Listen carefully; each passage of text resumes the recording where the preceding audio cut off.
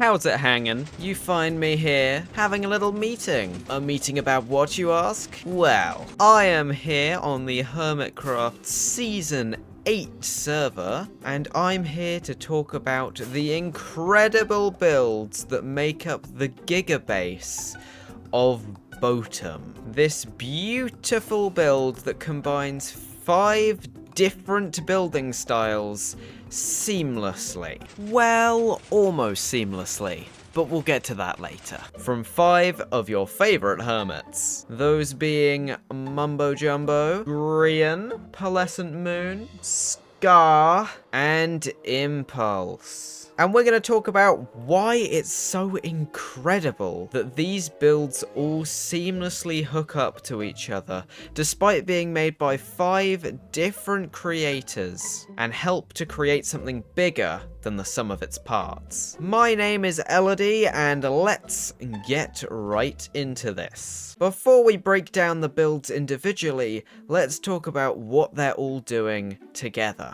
Boatem is a lovely little town community sitting in this man-made ring of mountains. We have our little starter bases here all in a circle, and behind them, the mega bases. These builds move around in the styles of an industrial chocolate factory, an Aztec ruin civilization, a magical and mysterious alleyway, a lighthouse turned temple, and a clockwork caravan of buildings.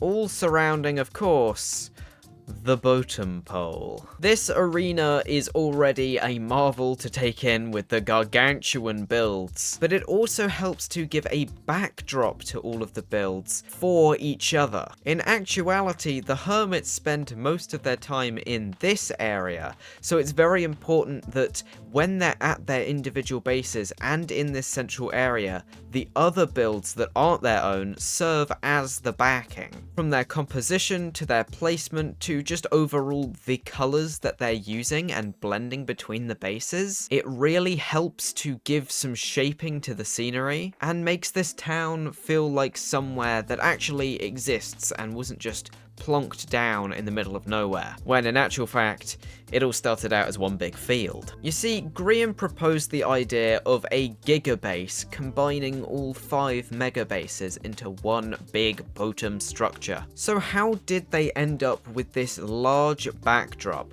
Well, as you can see, Scar's mountains at the back here actually serves as the peak of the entire area. It adds a nice level of height and depth to this entire mega structure. And between all of the builds, the shapes continue round up to that peak, helping to aid the idea of a backdrop and a foreground. This entire area slopes up in towards that background area, whilst the foreground sweeps along these bridges up over that chain to that peak there, which is the peak of the foreground, and then down these chains along the mountain, along this leading line, down into Scar's base. This is incredibly intelligently designed. When you're down in this area, you can purposefully see the mountains in the distance, and it just moves around as this big sweeping arch. This is the primary angle that you have a good look at Boatem, and all of the bases are positioned specific to this view. Let's start with Mumbo Jumbo. This is a beautiful temple to peace, love, and plants, with the entire mountain moving up in chunks up to this point. The bridges work perfectly, sweeping you up, and the Philippine-style houses here use perfect forced perspective to make this entire build seem taller and bigger than it actually is. You can see that up at the top, the houses get really, really small, whilst down at the bottom, you have the much bigger ones. This gives the effect that those ones up there are actually really far away and not really tiny. You can see this more subtly with these ones, as they start off quite big and move up in big bunches up to these smaller ones up here. Of course, you have the larger ones dotted in there so that it doesn't feel too extreme, but it is lined up perfectly to be seen from this main area. This build is far from symmetrical, but it is placed specifically to be seen from this middle point, with everything moving around the waterfall. Even the elevation of where the temple is placed specifically so that it isn't blocked by Mumbo's starter base, being this caravan. Grian's build is specifically hidden from this main perspective, and you only get a slight glimpse at it from this crack, which helps with the allure factor of what could be ahead, but doesn't fully reveal the illusion of the base. Grian's base is heavily reliant on the forced perspective it uses, so it has to be seen from one particular angle, which is why it's in this cutout space. Not only would that effect be ruined by seeing it from this direction, but also the entire point of the alley is that it's meant to be hidden and perpetually in a state of midnight. As you walk through the area, it billows over the top of you, purposefully keeping to its wonky edges down here, but moving more and more towards the center of the alleyway as you move down. The main allure, of course, is the winding path being mimicked by this twisty warp in this back building. This is very obviously inspired by Gringotts Bank in Diagon Alley from Harry Potter, and it captures the effect perfectly. These back windows don't even have to curve, because this front pillar does all the work of weaving and wonking it.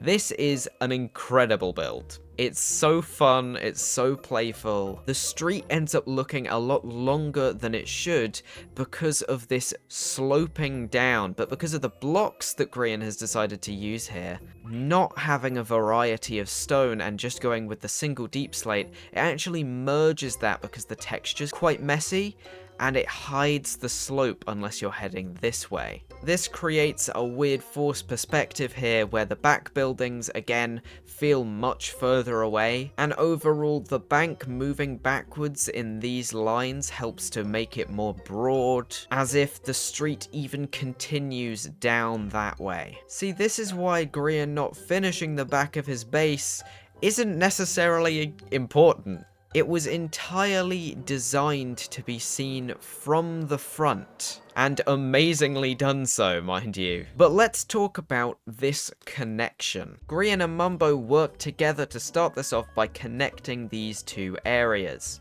Scar built a nice backing to help complement and cover up Grian's alleyway, and the bridge moves some of these buildings over this way, helping to integrate this area as part of this build still. Now, it's really hard to talk about the integration between Mumbo and Grian's bases without talking about Pearl's, because Pearl's terraforming here is directly linked across to Mumbo's, as Grian's base is entirely covered by this mountainside. From the color palette itself to the individual volumes of elements making up this mountainside, transitions very subtly even from the blocks over here with the orange tones up the mountain. This area is very much made out of the wood tones and these oranges mixed with the greens, and this flows over this way, using more of a grey when around Grian's base, carrying over those wood tones through the granite and the jungle wood used here, which is a combo I absolutely love, as it moves down into this area that is mainly composed of this orange rather than the stone, which helps integrate these mushrooms into the mix. The trees also help with this area being more evergreeny, and this area moving into these more lighter blocks with the acacia and the birch, helping to give the upper areas those darker tones and these lower areas the lighter, more lush greenery. The lighthouse itself is beautiful with this massive chain arch moving across the landscape, doing a similar thing to what Scar's Mountain does as it peaks up at the top and then transitions down. The actual building here is a lighthouse based on a sort of Chinese shrine architecture, very symmetrical down the middle, with these towers serving to break up that symmetry as it peaks up and up. Note that the peak is more on the right to let this mountain still be prominent and tall, as this one dips down in order to, in contrast, show the height of that mountain. Also, these diagonals moving down as this structure moves up and up, it really helps to make the lower areas feel much vaster as it moves up and up, and this area overall feel taller and taller as it goes up. But because it's placed so far away from the center of Boatem, you can still see these upper areas and lips, and they aren't as covered up as they would be actually entering the base. The palette here is also great with all of these earthy tones and then being broken by the red here. I actually think that the color of red here is really good, as it's not used anywhere else really in Boatem, apart from, well, one other place. I don't know who built this though, so just let's ignore it. Or, you know, don't ignore it. I don't mind. Actually, I'd prefer if you don't ignore. Moving from the magical to the more artificially constructed over to the incredibly industrial. The chain even moves down towards these structures with the same colors of the grays that Scar uses to replicate his machinery and all of his funny little components. Scar's Swaggonland is absolutely incredible. As always, he makes you move through the area along a winding path, getting a good look at things from particular angles that he specifically chooses. He is incredible at orchestrating a storyline from just meandering through a build, and you can see with where he positions his machinery how it transitions into Boatem in general. For instance, a lot of his builds have these oxidized copper roofs and components, but the closest one to the rest of Boatem is this orange tone, which matches up with Pearl's mountainside, as well as the overall warmer colors of the Boatem main district. He also blocks line of sight of all of these taller buildings using trees. These trees don't necessarily block your line of sight with the builds, as they are very tall, but it helps to add a divide between the two areas. Having something in between them actually makes them feel further away. In the areas where he doesn't create a divide, there is a seamless integration, or at least an attempt at that, with the other neighbouring areas. For instance, Grian, whilst building the G-Train, uses this very stylistically different build to actually boost the believability of Scar's area, with these rails going towards his base and towards all of his essentially train yard of builds. It helps add a leading navigation of narrative towards this area, making both this build and this build more believable in a cohesive space. Similarly, as not a part of Boatem, Cub's custom biome over here, using lots of orange tones. Scar uses terracotta, sand, and other dusty blocks along this brown and copper machine, along that border to help the transition between his more glamorous oxidized builds over to the industrial section. The idea of these sort of old high fantasy buildings being mounted atop industrial machines and sort of piped into and around and having cranes clamped to them on big tank treads is like, ah. Scar. Scar knows how to make a unique knick-knack for every single element of a build, and it's just inspirational. Speaking of funny little knick-knacks, we transition around from Scar's high fantasy industrial area, from the steampunk to the actual steamwork of this giant industrial factory. Impulse is a bit of an odd case for this. He's definitely a part of the Boatem Gigabase, as his build is perfectly composed to be seen from this angle at the front of Boatem, with his thin pipes in the background and this larger one being the focal point of the back area of the base, and then it moves forward in chunks, slowly moving down to this front parking area, but it is definitely the most disconnected from the areas. Now, he did try and connect it up to Mumbo's base in a very funny way. Whilst all of the other hermits working in Boatem decided to complement each other's styles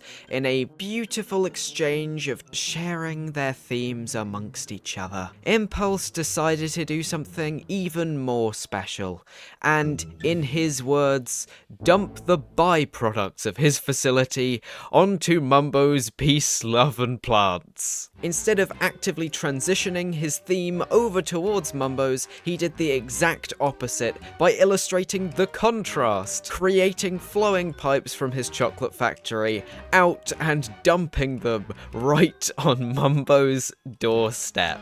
What could initially be seen as a jab at the Potato Man is actually a perfect example of how these transitions don't all need to blend, but can actually conflict each other, creating an even more interesting narrative between the builds. Impulse could have transitioned this area to be more overgrown and transition into this block palette, but instead of doing that, he did something that is in some ways more interesting by blending the bases based on how they conflict. And that still makes these areas feel like they're placed within space of each other. I mean, wow, Impulse, what a power move. They aren't all just placed next to each other, they are merging, whether they like it or not.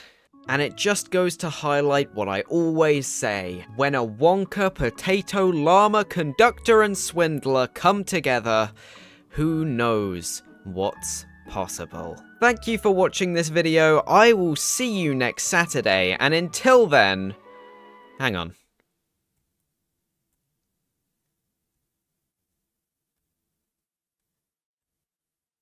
Is the sun small?